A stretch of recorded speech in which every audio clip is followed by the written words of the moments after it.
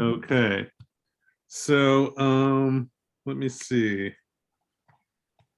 So let me give you a little backstory on this from my perspective, and that is that this is a book that's been kind of floating around my house for a number of years.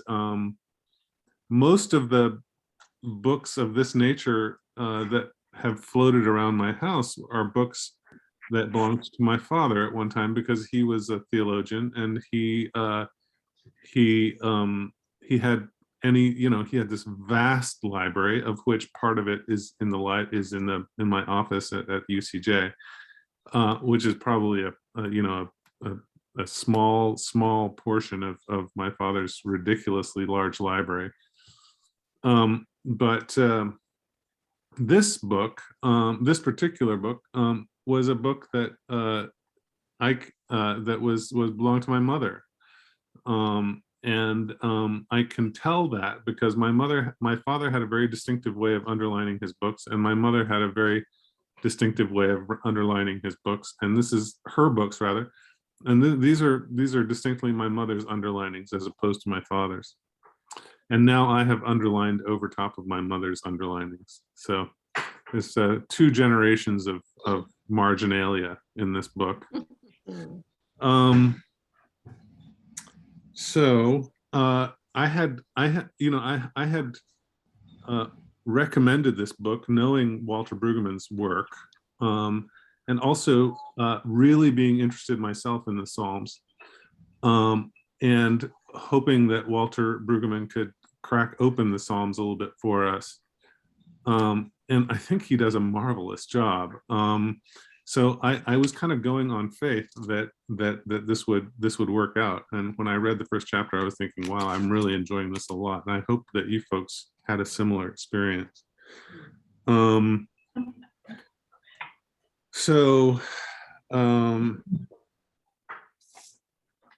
thought we could, we could open things up a bit for discussion. And then also I thought that, we might, given the fact that we're talking about praying the Psalm, the title of this book is Praying the Psalms.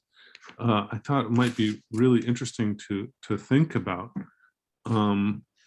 actually, a part of our time together might be just reading some of these Psalms in a kind of prayerful manner, and see what emerges from that experience. And I assume that that dimension of encountering the Psalms will just continue to be enriched as we dive further into this book. But I have all kinds of circles and arrows and underlinings that I have created. But I think the first thing that jumps out at me is the bottom of the, well, what is to me the page 15, but what I guess for you is page 1, when the paragraph that begins, in addition to our experience and testimonies in print. There's that paragraph, and it says, where it says the Psalms, with a few exceptions, are not the voice of God addressing us. They are rather the voice of our own common humanity, gathered over a long period of time, but a voice that continues to have amazing authenticity and contemporaneity. It speaks about life the way it really is. For those deeply human dimensions, the same issues and possibilities persist. And so when we turn to the Psalms, it means we enter into the middle of the voice of humanity and decide to make our stand with that voice. So we have here this notion, right, that the Psalms are this body of literature that are, that are so distinctly and deeply and distinctly coming from the kind of the core of the human experience, and are reaching out towards towards the Holy One, and that it's that this is the direction that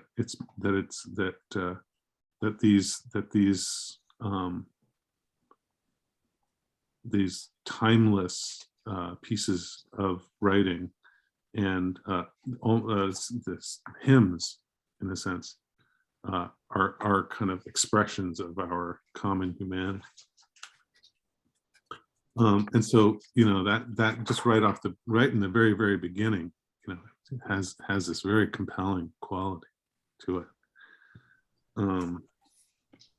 I loved or really could feel the following sentence there: to express a solidarity in this anguished, joyous human pilgrimage. That was just like, yes, it's now and forever, as long as we are human beings. We are all on this pilgrimage. And that sentence just, leapt out at the page and spoke to me, especially now with what's going on in the world. Yeah. Excuse me. Yes. My internet is in and out, so I missed the last minute or so. Debbie, what page are you on? I am on page 2, Judith. Okay, I knew I'd read it. Yeah, and it's about halfway down that paragraph that Mark was reading from. The next was actually a couple sentences down, where it says, we are prepared to speak among them and with them and for them, to express our solidarity in this anguished, joyous human pilgrimage. Mm-hmm. Right.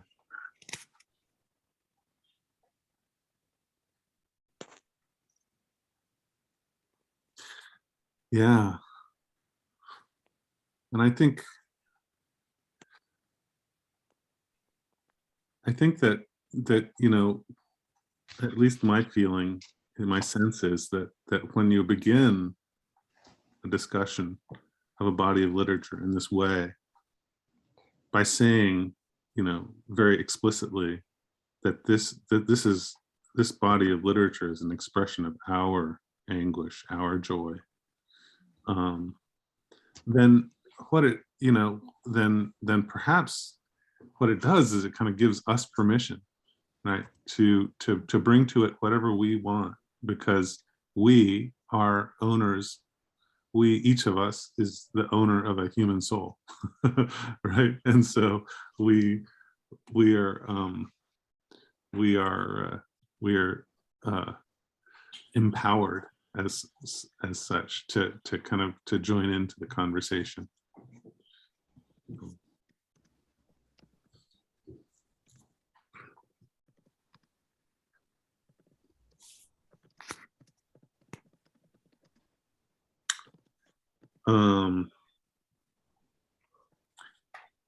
So I certainly have lots and lots of underlinings here that and things that I can bring to people's attention. Let me see. The only thing, Judith, if you come in on both the phone and on the computer, you might feed back. So just so you know. I'll leave here on the computer. All right. Okay. I'll leave the meeting. All right. So I want to make sure I give people the opportunity to lift up things that they would like to lift up as well. Mark? Yeah. One of the things that really struck me, and it would be on page 18 in your book and page 3 in ours, was when it said in relation to common human experience. It struck me as this one phrase made me think of Sebastian. Mhm. We're on the transit along the flow of orientation, Mhm, disorientation, and reorientation. mhm. Yes. Which is, yes, very much so, right? This is crucial, right? A crucial element of this interpretation that he presents in this, that Brueggemann presents in this chapter, is this idea of the movement, right? From Mhm. orientation to disorientation, and then back again to reorientation. And so it's a crucial element of this chapter, Tina. And yes, and that thing that you just said about how, you know, it made you think of the particular difficulties that are affecting you in this moment. That's precisely, you know, that's exactly where, that's I'm exactly, kind of in disorientation right yeah, now. right, exactly. Yes, Lori. Along the same lines of that, on the bottom of page 2, right before the beginning of that paragraph that Tina just pointed out, it has the A, B, and C. Right. But the line before that jumped out. It said, the life of faith consists in moving with God. Mhm. And the word with jumped out at me. That, because I don't always think that I'm moving with God. You know? It's like I'm trying to seek and learn, but I'm not really sure that he's an equal partner. I guess that's the way I looked at that part. And that God is on this journey with to disorient, to reoriented. Yeah, same thing. Mm. And I like that right before, when Tina read her passage, it says, for each of God's children is in transit. And this is something that I sometimes struggle to remember. And I love how he is tying this all into the Psalms again with the solidarity of human pilgrimage, because I forget sometimes that I'm a child of God.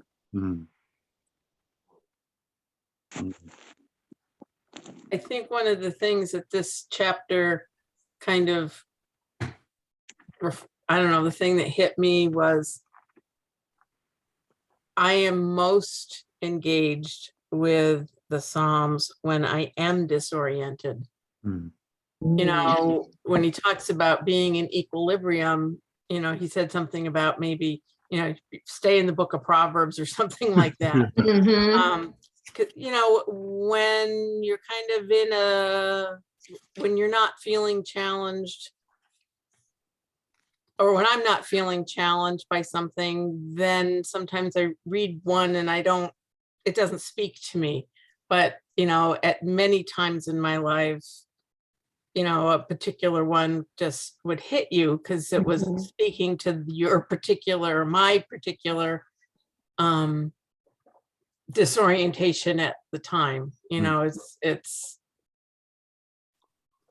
so that was just kind of an observation that hit me, was that, yeah, you know, lots of times if I'm not feeling that at the moment, then it's, yeah, it says something, but not to me at that moment. Where we are securely oriented. Yeah. Mm-hmm. And down a little bit further from what I had read,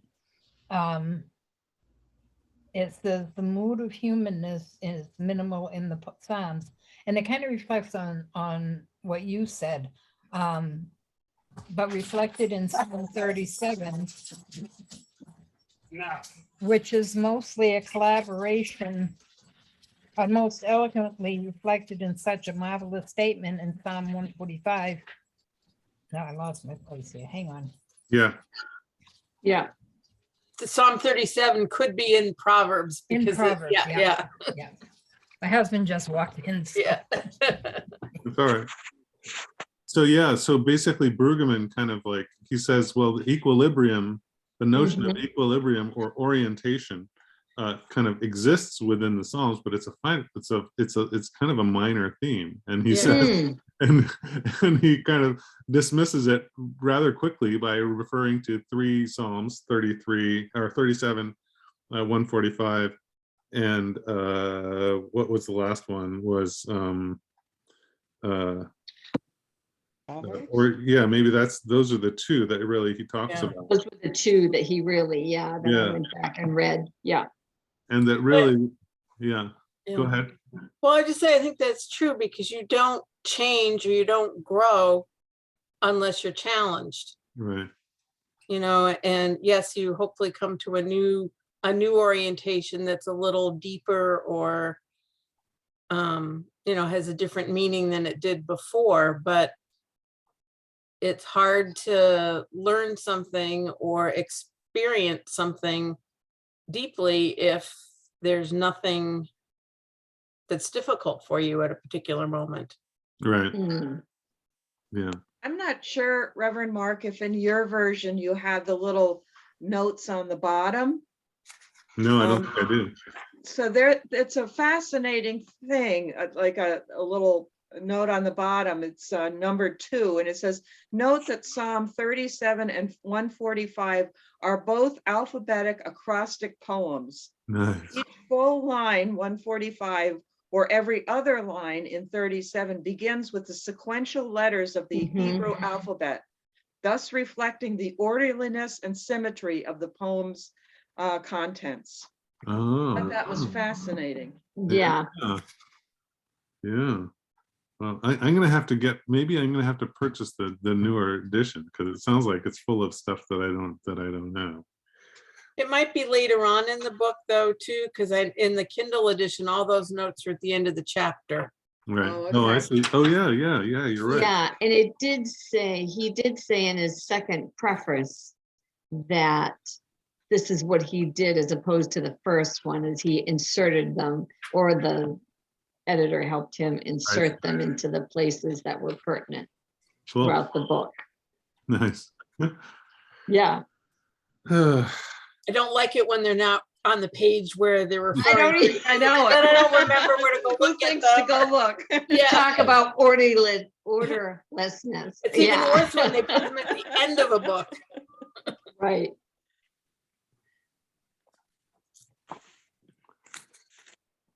That going back even just to the prefaces, what I thought struck me was the whole idea that these were interactive dialogues between humans, and I think he keeps referring to God as the Holy One. Mhm. You know, it's not, in most cases, it's not God saying something, it's human saying something, and then sometimes there's a response or, you know, a point of view. But I thought that the idea of dialogue was meaningful to me. Mark, when I ordered the book for Vicky and Cynthia, I ordered an extra copy. Would you like me to give it to you on Sunday? I didn't know if maybe somebody would need it. Because I have mine on my Kindle. Ah, okay. Well, that would be convenient. Okay. And then if somebody else comes along, they can have it back. All right. Well, great. Thank you, Tina. You've just reoriented me.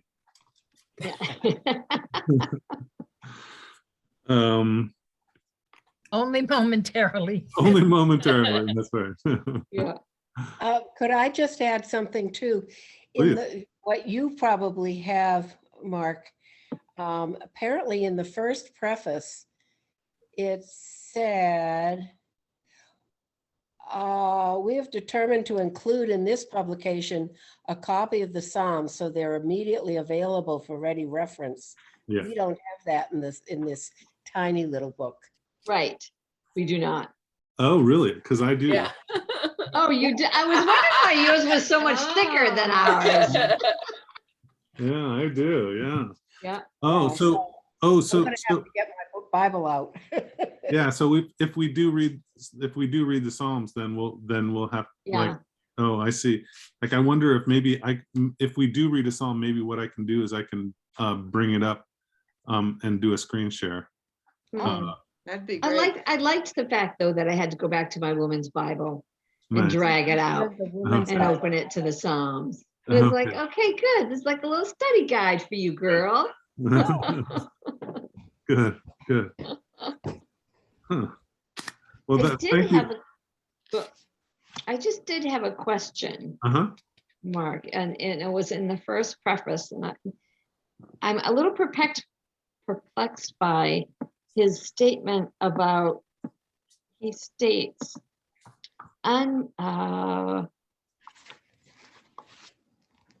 that poetry of the Psalms is obviously Jewish, Mhm. and undoubtedly Jewish faith is problematic for Christians. Hmm. Could you just explain that a little bit to me? Because I'm perplexed Hmm. with that statement. Well, I think that's a huge topic, right? And something Hmm. that many volumes have been written about. But I think that the theory around the Psalms, and I assume he's probably going to go into more detail about this as we continue in the book, but I don't know for Okay. sure. But there are the kind of the biblical scholars who have written at length about the Psalms, have talked about the Psalms as being kind of basically almost like the hymn book for the synagogues, or the temples rather, during antiquity. So, and that they were gathered over a long period of time. And so when the Bible kind of talks about the psalmist as being David, that's kind of a Mhm. that it's kind of an attribution that is not necessarily specifically historically accurate, but Mhm. that the Psalms themselves kind of were gathered over time. And I'm speaking now from my memory of the Bible classes that I took. So it's entirely possible that he may give us more information that is more accurate as we continue to read. But I think that what he is referring to in that sentence perhaps is just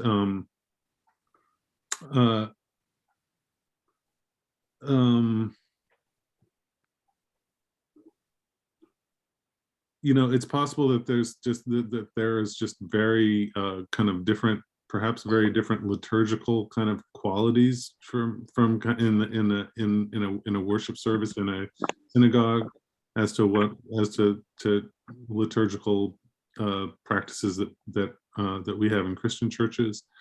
And also that there, no doubt there are probably different theological emphasis in the Psalms than we might be familiar with from the Gospels, and so things of that nature. I'm sure that I might be able to answer that question a little bit more effectively with a little bit of study. But because it is a deep question, right? Yeah. It's a question that asks the difference between the kind of liturgical traditions of Judaism and Christianity. Okay. And I think, Debbie, you and I have this Bible, the Women's Commentary. Mine is more of a devotional. Oh, mine is commentary on the whole Bible, but it's interesting, and I would be happy to copy it. Kathleen Farmer does an introduction to this section on Psalms Okay. that is very interesting. Talking about the anthology of songs, poems, and prayers that have been Mhm. sung, spoken, and prayed by individuals and communities in a wide variety of social and historical sessions. So maybe I could copy that. That would be great, Judith, if you could. I'd appreciate that. So one of the things that there are these scholars, one of a German scholar named Hermann Gunkel, who talks a lot about what's known as kind of setting, Sitz and Leben, which is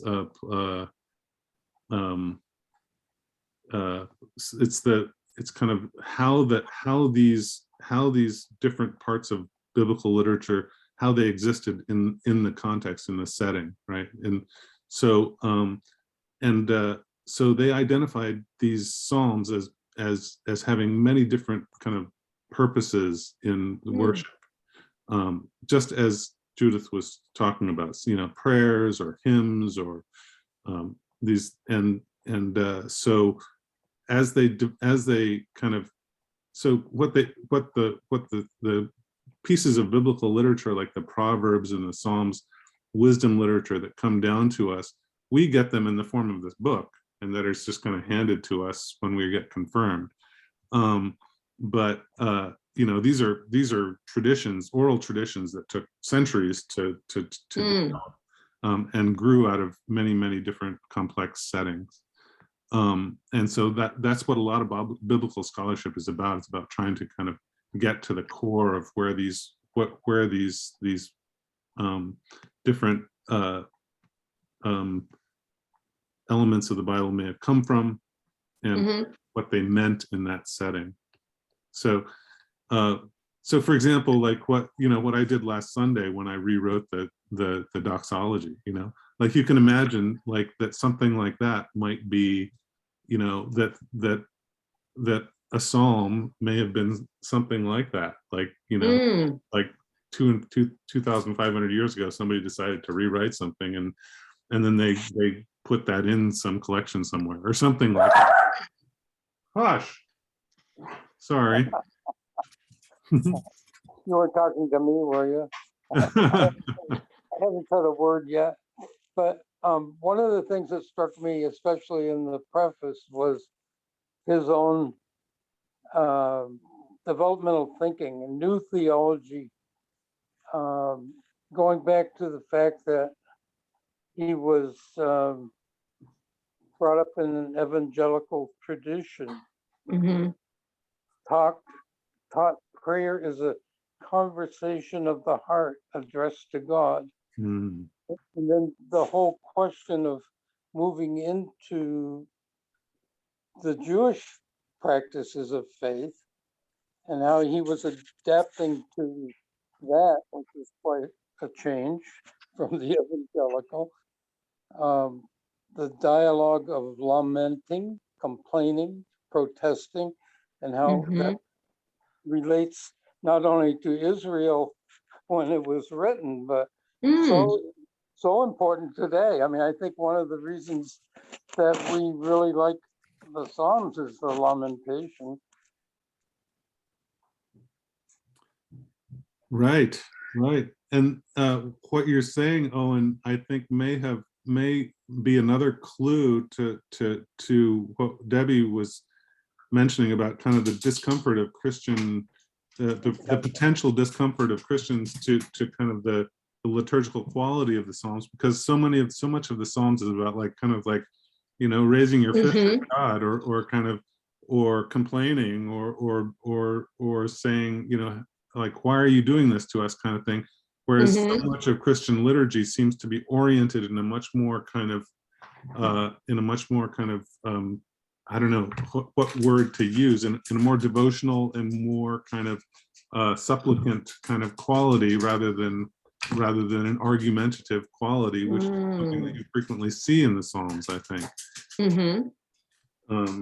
Gosh, my dog is really concerned about somebody outside. It's a good thing we have a dog. Chickens. Not to fall on cliches or stereotypes, but when you think about it, it made me think of Fiddler on the Roof. Mhm. You know, the conversation that the main character Tevye has with God all the time. And it is it's a complaining, it's a, you know, why me? You know, how could you do this to me? You know, thank you, Lord, but Right. you know, On the one hand, and then that's on the other hand, yeah, you know, but that's kind of a different that's a different mindset than we have been raised with Mhm. as Christians, where you don't, you know, a lot of it, not all of us, but many times we're raised that you can't question God. Mhm. And that's definitely not the Jewish tradition. The Jewish tradition is always questioning, you Yeah. know, all the time. Yeah. I mean, When they had all of the I can't remember what they were called, but you know, the rabbis would discuss what this meant and what that meant, and you know, not always agree, and you know, just that was there for you to think about and decide for yourself. Right. That's right.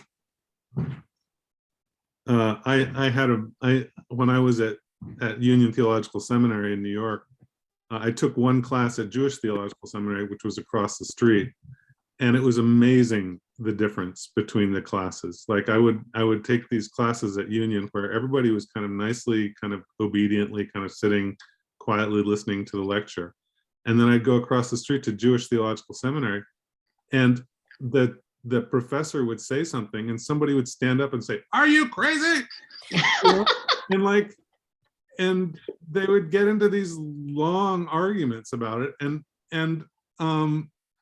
it was incredible to see the way that both cultures kind of really taught this material in such different ways, and you got something very different out of both methods.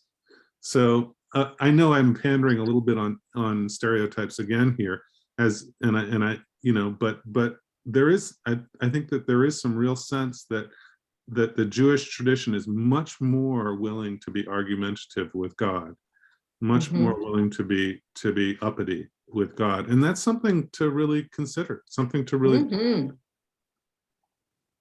Yes, Lori. So on our page number 7, he kind of says that in a sense what we're talking about. It would be year 22, I think, Mark. So the paragraph starts with note the Psalms, but I'm jumping down to how we're expected in a society to speak a language of safety orientation. How are you doing? Oh, I'm doing fine, kind of thing. And that you're in equilibrium, either to find it so or to pretend that we find it so. That's kind of an expectation of how we live our lives. And then if you jump down to the next sentence, our passion has been stilled and is without imagination. And mostly the Holy One is not addressed, not because we dare not, but because God is far away and hardly seems important. Whereas in the next paragraph, it says, against that, the speech of the Psalms is abrasive, revolutionary, and dangerous. It announces that life is not like that, and that our common experience is not one of well-being equilibrium, but churning and disruptive experience of dislocation and relocation. Yeah, I loved that. I could just like relate. That's what I can relate to. That's it. Yeah. Mark, you're muted. Muted. I was thank you. I was just talking about how perfect it was for you to read that quote in that moment, Lori. It's just really, really to the point, right? Just really excellent. And this is so, in some ways it's so subversive to our reflexes, right? Our reflexes as Christians are very almost submissive. And yet, I think what he's saying here is that the Psalms are kind of like this open door to a kind of to a kind of spirituality that flows from that dislocation, that experience of that common experience that we all have of being, you know, disoriented and in pain. I think he says it nicely, Mark, with raw disorientation that is all about us.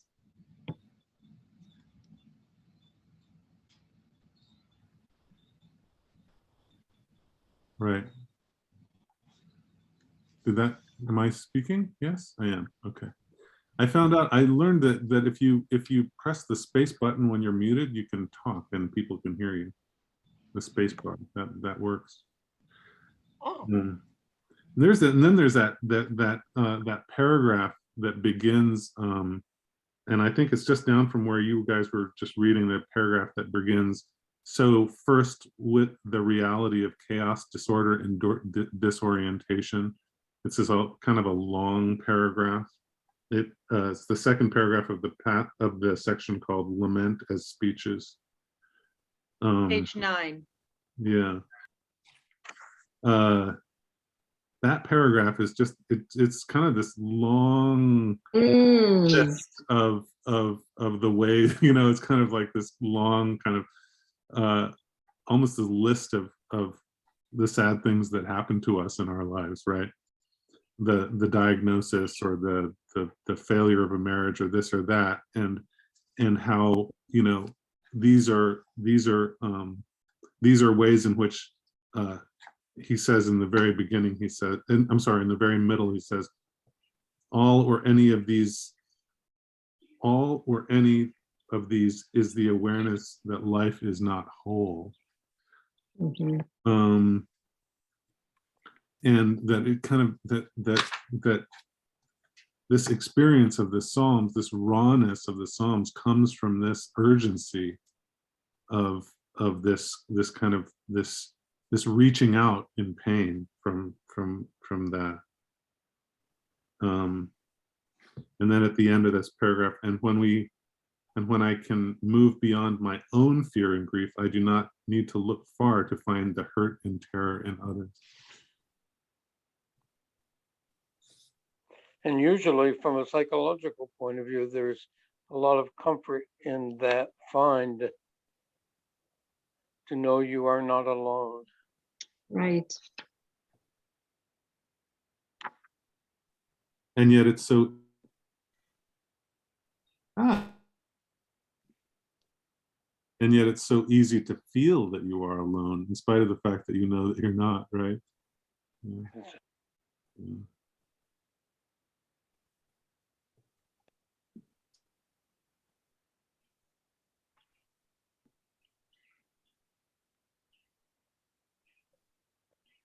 and actually the next paragraph, the Psalter knows that life is dislocated.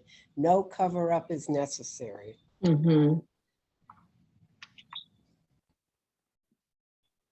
A collection over a long period of time of the eloquent, passionate songs and prayers of people who are on the desperate edge of their lives. And how many funerals I've been to and how often Psalms are repeated during that time, you know? Right. Right. And some of them written how many hundreds of years ago? Yeah. I mean, it's really uncanny in some ways that something that old is so relevant. Right. Because they speak to being human. And being human hasn't changed all that much. Unfortunately. Right. I just think about the Ukrainians right now. I know, it's hard to have this conversation without that. I'm sure that's what's going through their minds. Absolutely. I couldn't read this without thinking about that. I was thinking about that the whole time. And I think we all were, right? You can't read a chapter like this without thinking about what's going on. No, and you can't go through a day without having some personal contact, like you mentioned with your student on Sunday. Uh-huh. Today, Amy got a call from a very good friend in Germany who is a college professor. And she needed Amy's skills as a psychologist because she was not a depressed person, but in this conversation, what she was seeing on the news about kids Mhm. and fleeing from the country reminded her of what happened with her mother when she was 3 and they were required to walk about 150 miles to seek. So all of this is coming back to this person. That is angst of the greatest order, it seems like. Whew. Yeah, it's triggering so much, right?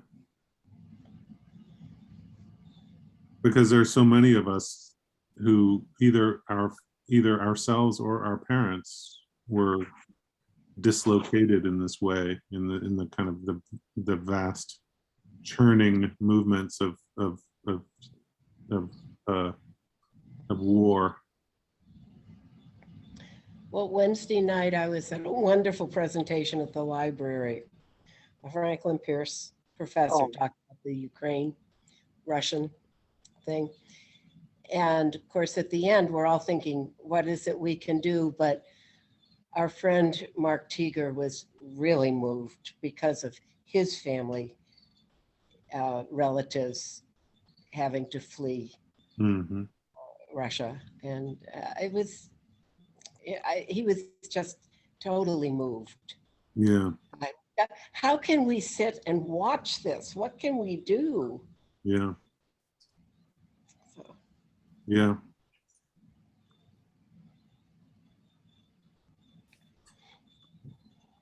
Yeah.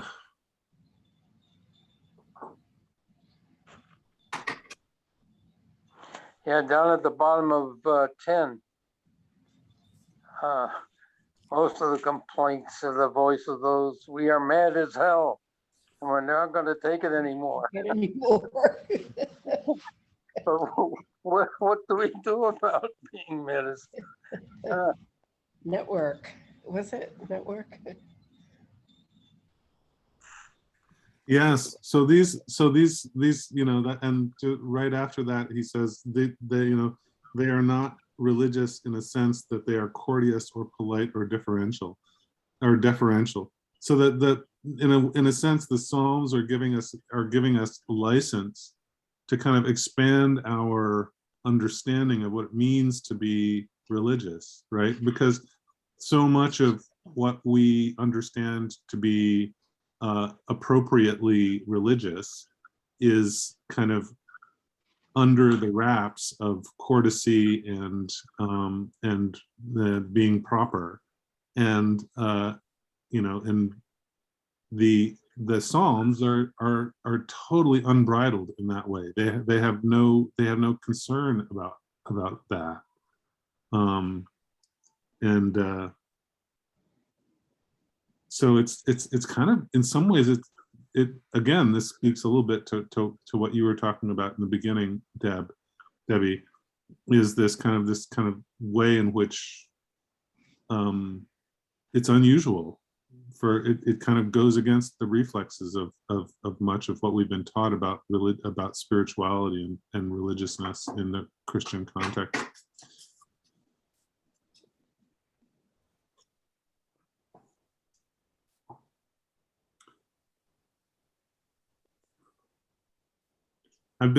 In some ways, I've been kind of struggling a little bit because I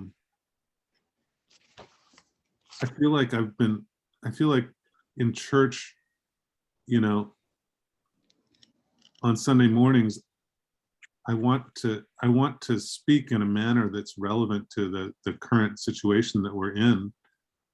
And yet I feel like by doing so, I'm kind of creating this really heavy atmosphere in the church, and that, you know, that there's very little joy in the church right now because when we address these hard issues that are brought up by the war in Ukraine, it's just incredibly somber, right? There doesn't feel like much hope in it. And when I'm reading this, I'm thinking, well, you know, is this a moment to, you know, for us to be kind of shaking our fists at God? Like, I don't know. And it's also, but it's also such a strange notion to even think that way. Well, I think, Mark, he addresses that in our book. It's on page 14 in the second paragraph that I've underlined. The Psalms are an assurance to us that when we pray and worship, we are not expected to censor or deny the deepness of our own human pilgrimage. Mm-hmm. You know, and as we know, the pilgrimage is not always joyful and happy. And if we, and I was touched by his, on the page before that, actually, the bottom of 13 in our book, when he talks about those who have regular access to the Psalms of high celebrations, but have been so numb to their own experience that words of the Psalms have no counterpart in their own life and experience. Right. And this speaks to me for, you know, people, you know, that are numb with depression or addiction and fear and mental illness and in denial. Mm-hmm. You know, yeah, just so it's, I just am so moved by his, you know, that we're all on the pilgrimage. Mm-hmm. Even though we may all be in different places, we are still all on this same journey. Right.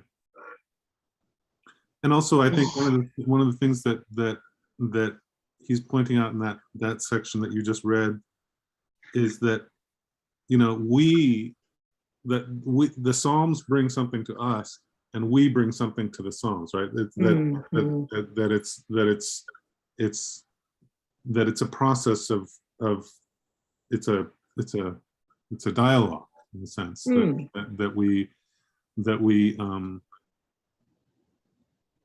it's not simply a matter of what the Psalms can teach us, but also like how we approach them.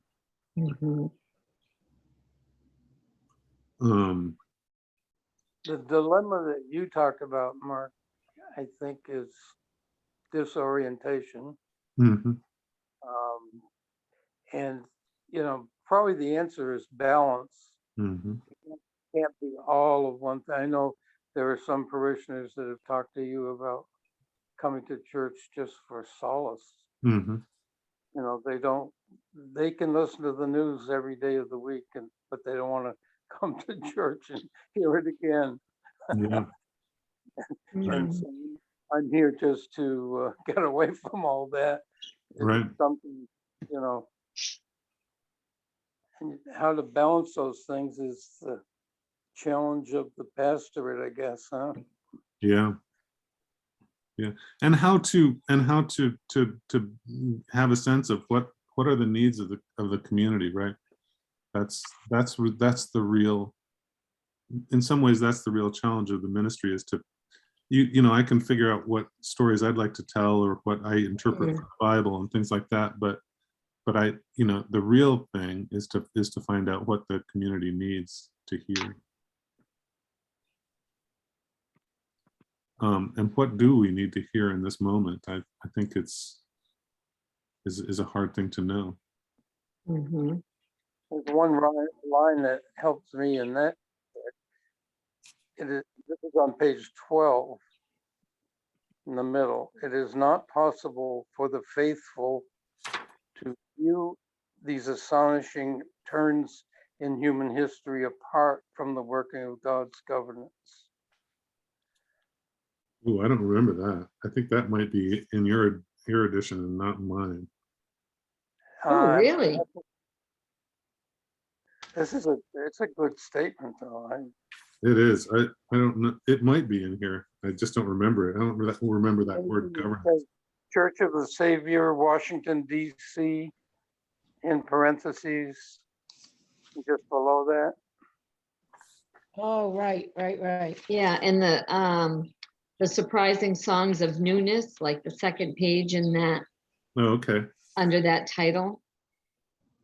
Yeah, I see it. Yeah.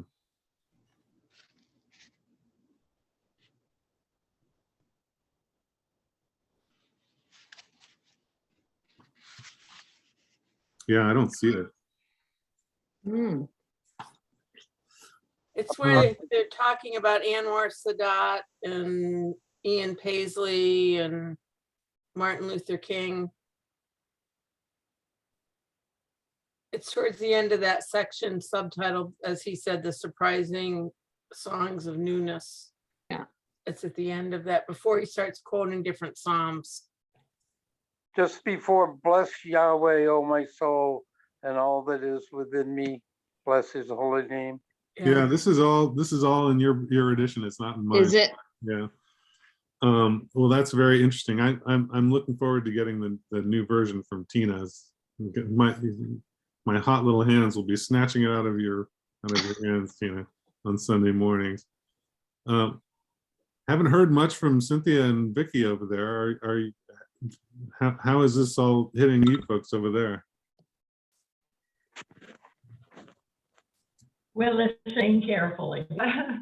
I told Cynthia when she got to the house that I was very interested in hearing what everybody had to say and your input, because I wasn't happy with the book when I was reading it last night. And I have to admit that I finally got smart enough to skip a bunch of the prefaces, because I'm not going to sit there and read a book like this with a dictionary in my other hand. But Yeah. I was having a hard time, how do I want to say this? Not understanding, but maybe that's the best way to put it. So I thought, well, if I listen to the others and I get input, and now I can say that I am anxious to continue reading the rest of the book. I have a different feel for it now. Well, Vicky, I want to encourage encourage you or anyone, if there's something, that you find problematic about a book, then I want to hear it. I don't have a personal investment in the correctness of this author. We're perfectly happy to listen to critique as well as whatever it is that your heart encounters when you read is something that we're interested in, by all means. I feel the same thing that Vicky had said. It was pretty dry start, and I was almost like, I don't know if I want to waste my time on this. But the conversation really pulled some things out that I think my eyes went right over. Mm. Mm. I think when you're not, for me, I don't read something like this often. So I had to go back and reread, Yeah. a lot, just to get used to the cadence and so but the more we talk about it, like you say, the more we talk about it, and I, just pulled things out what I could understand. And oh yes, Vicky, I had my phone by my side, and I was Googling a lot of words that I did not quite know what the meaning was. So don't feel alone with that. And Vicky, after our conversation this morning at the library, I came back and reread, and then I reread the chapter a second time. So I read the chapter 1 3 times, and by the third time I had started to connect with it. So the prefaces basically didn't do anything for me. Yeah. Well, I'm sorry that I told you to read the preface. The preface that I read was clearly, you know, I don't think it was, I don't know if it was, this sounds like the prefaces that you guys read were drier. And I'm sorry They about that. were, for instance, exegesis, which I think we've all, you know, you've all heard that, but I didn't understand the difference between hermeneutical and in hermeneutical. Isn't that but he used both words, and when I looked, I mean, I knew what they meant, but why did you use them both in the same sentence? Because they mean almost the same thing. So I said, what am I missing here? Yeah. Well, sorry about that. Oh, sorry. I was just going to say, it almost, in the preface, it's almost like he's assuming we knew all these other authors and we'd read these other authors. Right. And I haven't. And so he just utilizes information from them as references. Right. But I thought, really, you couldn't have put this in a little bit more simple wording. So I did. Vicki, it reminded me of a very scholarly book I read years ago that Bill Beardsley had recommended to me, where I had to sit with a dictionary because he used so many words I didn't know. And I had finally, I can't even remember a couple of them, but there was one that I said, so Bill, what does this word mean? I've checked 3 dictionaries, including the Old English Dictionary or the Oxford English Dictionary. I can't find he goes, I have no idea. You know, and it was like, then why is he using it in every other sentence? But I think he was right. I'm sorry. And I want to add that I loved the prefaces. I read both of them and underlined, and I was telling Vicki, we never underlined when I was a child. In our house, if you did not deface a book, ever. And when I went away to college and had to underline, it was very difficult. And it still is to this day, but I underline things in the prefaces, and I just loved both of them. And let me this is the last sentence, paragraph in the second preface, which you don't have, Mark, right. So you can't read it. But he says, and he wrote this in 2007. Okay. He said, I am even more convinced that face-to-faceness with text and with tradition matter decisively. You said something. Such a conviction causes me to be very nervous about the triumph of the technological in education. Yes. Yes, and this pandemic has proven that. Yes. And my heart goes out to these kids. Yeah. 2 years they've lost the face-to-faceness that they needed. But I thought that was a telling sentence, and I just I enjoyed the 2 prefaces. So that's the I know. That's the takeaway, folks. Gotta have one in every crowd. Just that's being a librarian. The takeaway is just be more like Cynthia.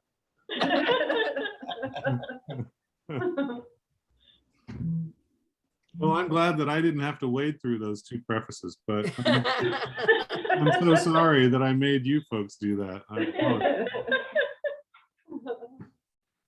It would be interesting to see what, if any, books that Walter Brueggemann wrote in his real name. This isn't his real name? William Marcellus McPeters. Really? I never knew that. Oh, that's the professorship at Columbia, I think. It's in that man's name. Yeah, he is William Marcellus McPeters, professor of Old Testament at Columbia. So that's the name of the endowment of the chair and the endowment of the chair. Ah.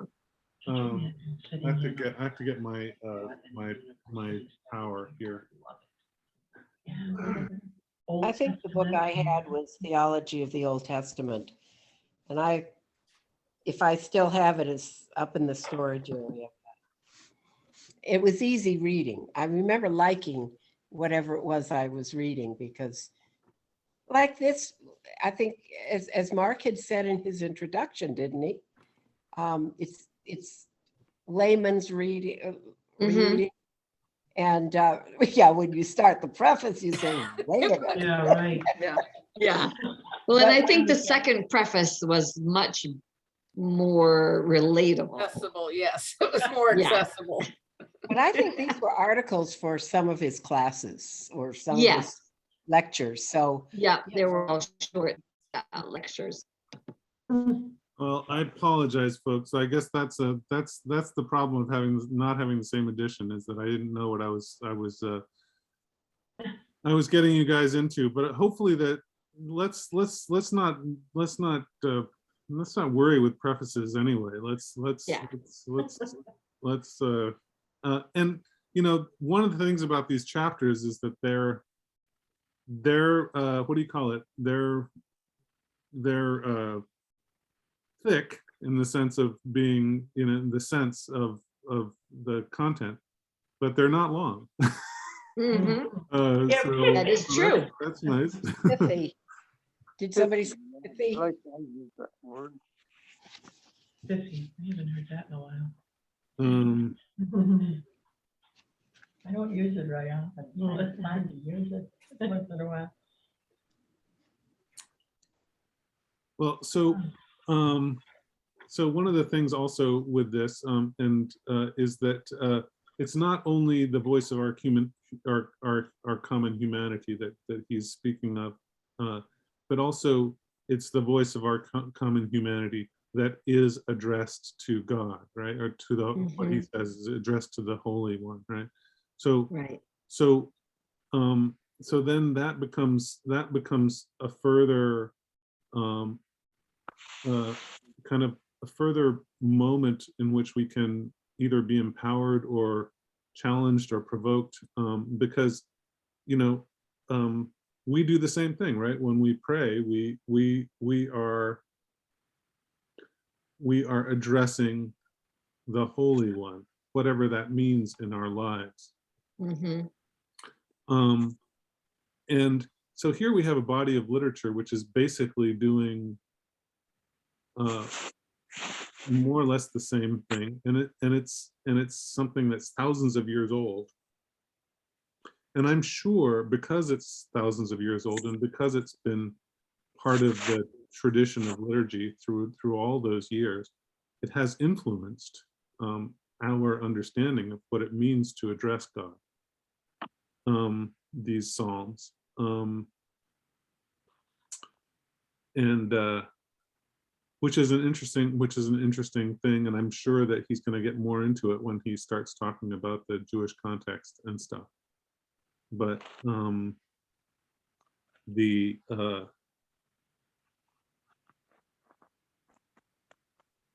it gives us another perhaps less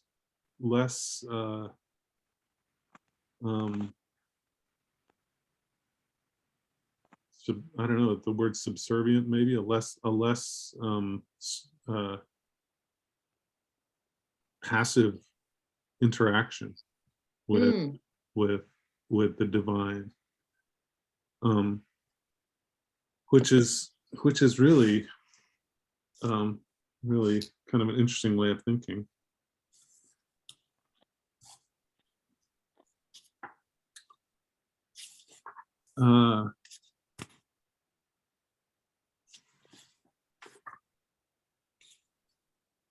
Well, so many of the psalms that were spoken of in this chapter. Some of them were the psalms that were spoken of in terms of equilibrium, and some of them were psalms that were talked about in terms of lament.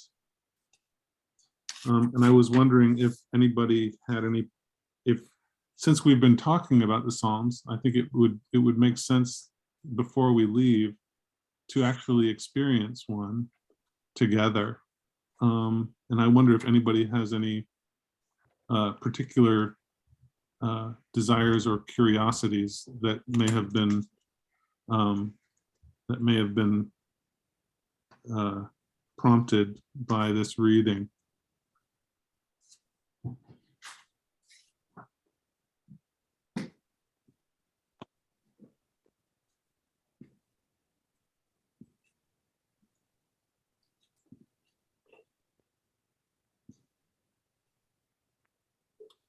And if so, we could bring one up and read it. We could read either one of these these equilibrium ones, the Psalm 37 or 50 or 145, or we could read one of these laments. These what is it? I think it said that Psalm 22, 13, or 88. I think 22 is really, or one of them is really long.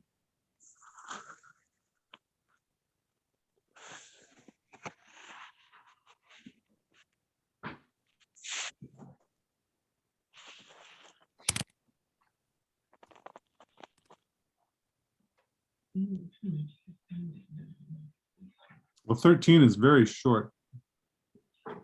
Shall I read 13? Yes, please.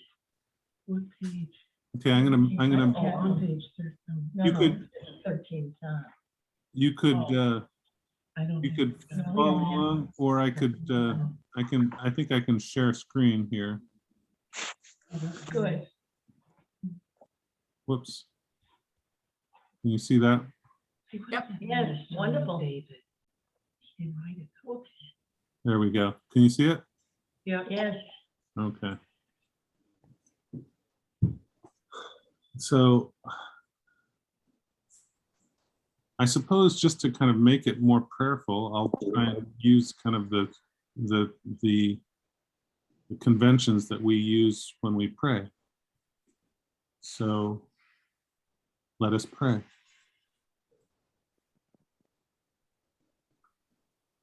How long, O Lord, will you forget me forever? How long will you hide your face from me? How long must I bear pain in my soul and have sorrow in my heart all day long? How long shall my enemy be exalted over me? Consider and answer me, O Lord my God. Give light to my eyes, and I will sleep the sleep of death, or I will sleep the sleep of death. And my enemy will say, I have prevailed. My foes will rejoice because I am shaken. But I trusted in your steadfast love. My heart shall rejoice in your salvation. I will sing to the Lord because he has dealt bountifully with me. Amen. Well,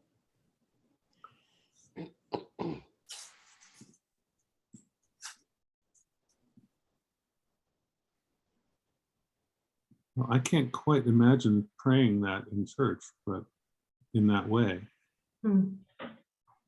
And yet I can kind of imagine it because it's a psalm. But does it change it?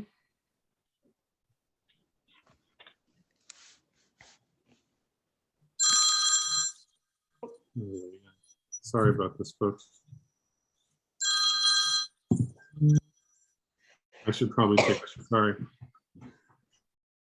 Hello.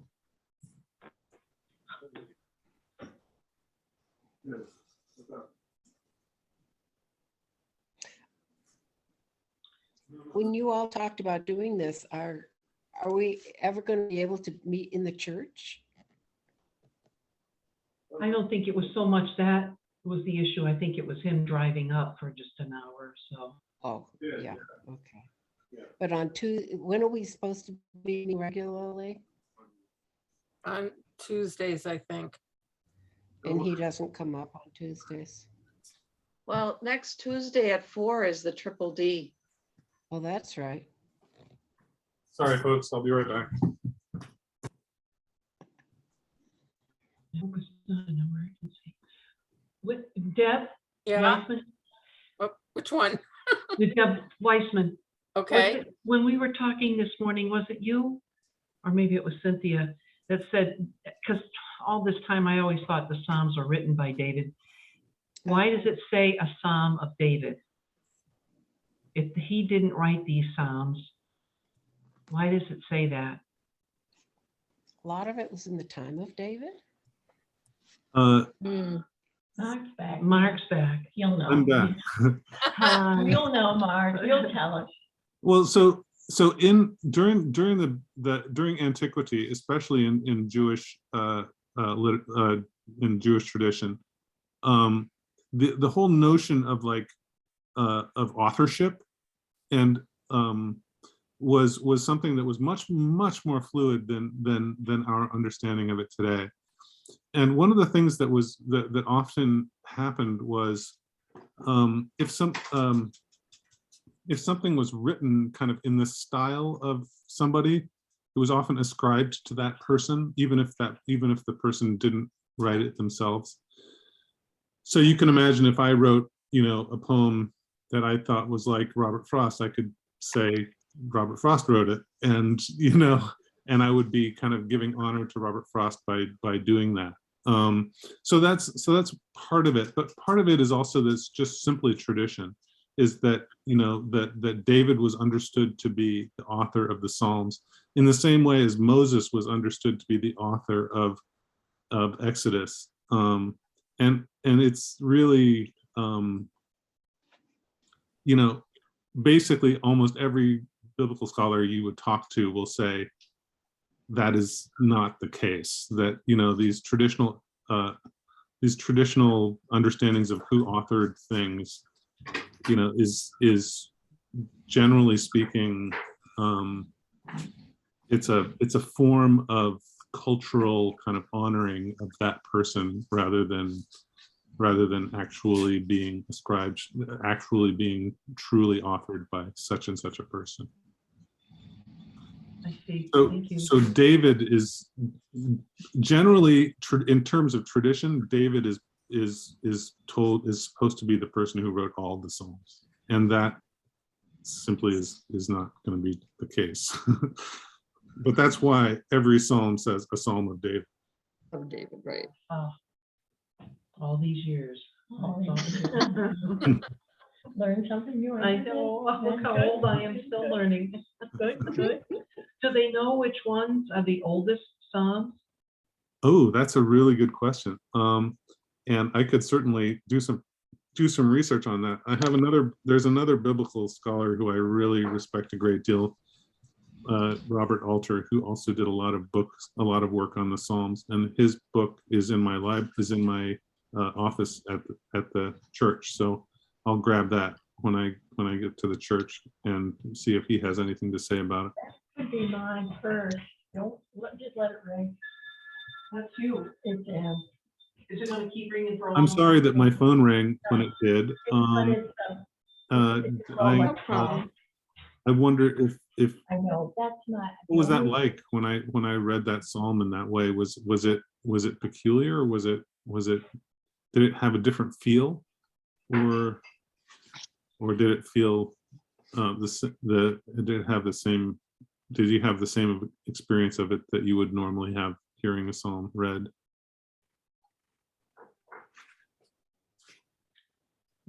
If I were living in Ukraine, I might feel it right now.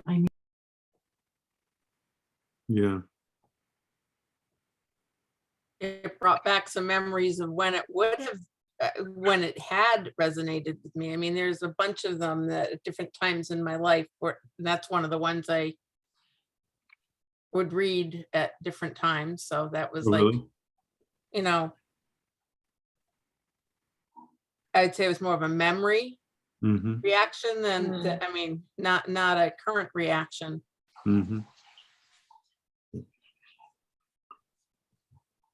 I mean, there's like Psalm 100, when I hear Psalm 100, I think immediately of my Sunday school years, because that was one of we used to recite that during children's church, and it was like, so there's a lot of Psalms that evoke memories, some wonderful or some, comforting in the way that it's a nice memory, and others of that was really helpful when I needed it.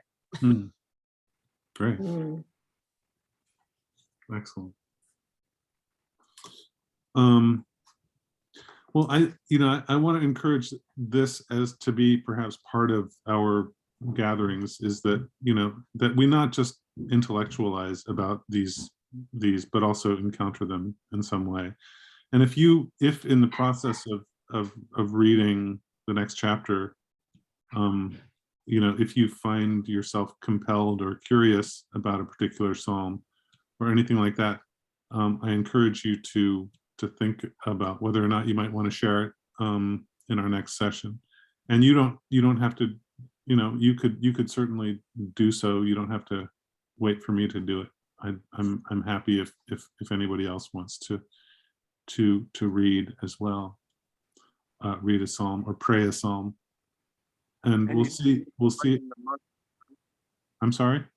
You don't have to make those notes in the margin, just for Cynthia's. So,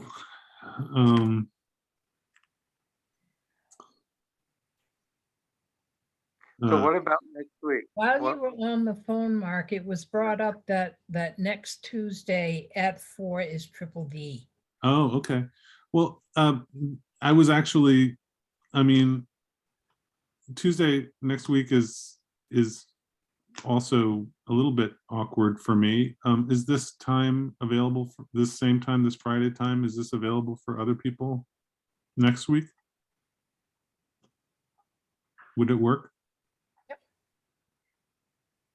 It works for me next Friday. Lori?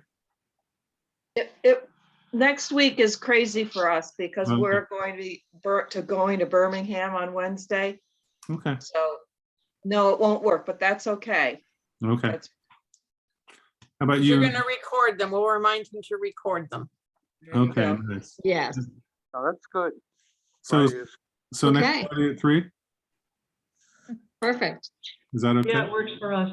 Okay, wonderful. Thank you. Well, I hope that, Chapter Vicky, I 2? hope that, what's that? Read chapter 2. Yeah, chapter 2. Okay. And I hope that it's more amenable than the prefaces. And we'll see what it brings. Shall we say 3 o'clock again? Did Yeah. we say 3? Okay. Sounds good. All right. Great. Mhm. Excellent. On the calendar. Oh, yeah. Thank you. Great. Thanks, everybody. Everyone. Thanks, Mark. Thank you. Thank you, Take Mark. care. Thank you, Later. everybody. Bye-bye. Bye-bye. Thank you.